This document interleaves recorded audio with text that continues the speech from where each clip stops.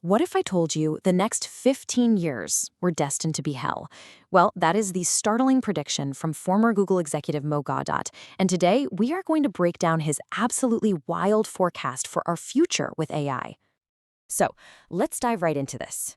This isn't just some vague, oh, be careful kind of warning. No, Gawdat's laid out a very clear two-part forecast.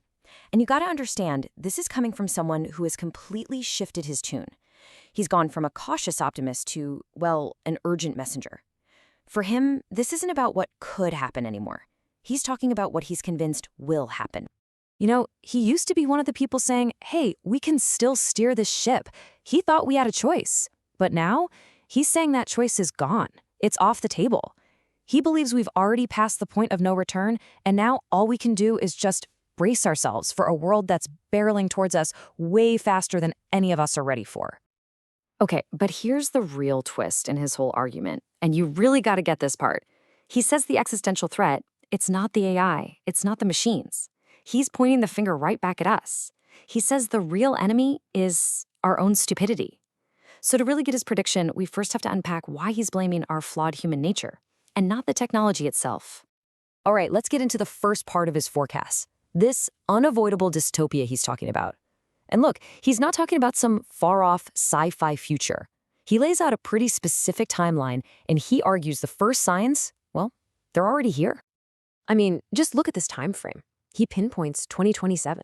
That's, what, just a few years away? He says that's the year we're going to see a clear slide into this really difficult 15-year period. This isn't some Blade Runner fantasy. According to him, this is right around the corner. And let's be super clear about what he means by dystopia. We're not talking about Terminators and killer robots. Nope. It's about something way more familiar and, honestly, maybe a little scarier. It's a world defined by real human suffering, a feeling of losing control, and just widespread fear. And all of it is going to be amplified and managed by, you guessed it, humans, using AI as their ultimate tool. So, what's pushing us down this path? What's the engine driving us toward this dystopia? Gawdat is absolutely crystal clear on this point. The problem isn't the tech. It's not the AI. It's the messed up human values that the AI will report to. I mean, it makes sense when you think about it, right? Every single technology we've ever built just magnifies what we can already do. A car makes us faster. A computer makes our brains faster. AI, he argues, is exactly the same. It's just a giant magnifier, but instead of speed or math, it's going to magnify our current values. And, well, he believes that includes the very, very worst of us. And this right here, this is the core conflict. On one hand, you've got a super intelligent AI. It's going to operate on pure logic, pure efficiency. But on the other hand, you have our human leaders who are driven by all this messy, inefficient stuff like greed, ego, the need for power. And as Gawdat puts it, when you have a super intelligent tool reporting to a stupid leader, well, that's a recipe for absolute disaster. And look, this isn't some theoretical debate for a philosophy class. We are seeing this exact conflict play out right now in real time. Just look at the global arms race to build the first artificial general intelligence, or AGI. This isn't a friendly competition to lift all of humanity up. No way. It's a flat-out, zero-sum game for power, for dominance, and for control. Okay, so what does this actually look like for you and I? What does this AI arms race, fueled by human flaws, mean for our everyday lives? Well, Gawdat argues it's gonna completely upend the very foundations of our world, starting with two big ones, our economy and our personal freedom. First up, the economy. You know that thing people always say, oh, don't worry, new jobs will just replace the old ones.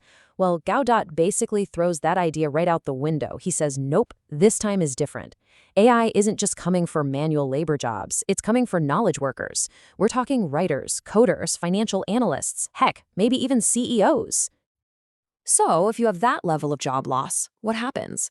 Well, it could force governments to do something like universal basic income. You know, UBI, where everyone gets a check. But Gawdat warns that's not some magic fix. In fact, it could be a trap. It creates a system of total dependency, where your ability to eat, to have a home, it's all tied directly to the state. All right, and there's our freedom. And you gotta ask yourself, what happens when you give a tiny handful of people, and their governments, an AI that can watch everything, predict everything, and know everything? The outcome is pretty much inevitable, isn't it? It means a lot less freedom for, well, for the rest of us. And Gaudet paints this really chilling picture of a world where compliance is enforced digitally. So just imagine this for a second. Imagine a world where saying the wrong thing online doesn't just get you a bunch of angry comments. Imagine it gets your bank account frozen. Imagine it gets your passport revoked. Imagine you're cut off from essential services. That's the world he's talking about. So, okay, after laying out this incredibly bleak picture of a human-run dystopia, this is where things get really wild. Gawdat proposes a solution that is, well, it's radical. It's almost unthinkable. But he says it's how we get to the heaven part of his forecast. And his logic is actually pretty straightforward. He just asks, if human ego and greed are the root of the problem, then how can we possibly trust humans to be the solution, right? What is the only way out of a system that's run by our own worst impulses? His answer? It's a complete paradigm shift, a total flip of the script. We need to remove the flawed human element from the equation entirely. He argues that handing control over isn't the existential threat we fear, it's actually our only path to salvation. But why would that even work? Well, it comes down to this. A truly super-intelligent AI would be guided by one thing above all else: efficiency. And when you think about it, things like war, poverty, destroying the planet, oppressing people, these are all by their very nature incredibly wasteful. They're just a terrible use of energy and resources. A logical system would just get rid of them. Okay, so this brings us to the final choice, the fork in the road. Gawdat basically lays out two possible futures for us, side by side. You've got the destructive world that we're building right now, and then you have the world that a logical AI could build for us. First, let's look at the path we're currently on. This is the human-run dystopia. It's the world we are actively building right now, a constant, zero-sum game that's fueled by our worst impulses, and it's all about to be amplified by technology we can barely even imagine. And then you have the other option, the one he believes is totally possible. A world run not on ego, but on pure logic. An age of incredible abundance where everyone's basic needs are met. And that would finally free us up as a species to focus on the things that actually matter: creativity, connection, purpose, instead of just scrambling to survive. And this really is the key takeaway from his entire argument.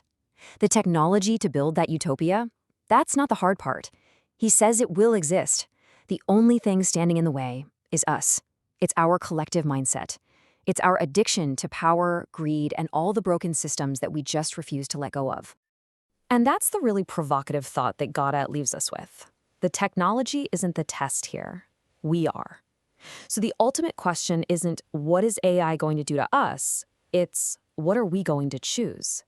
Can we let go of our destructive impulses to build a better world?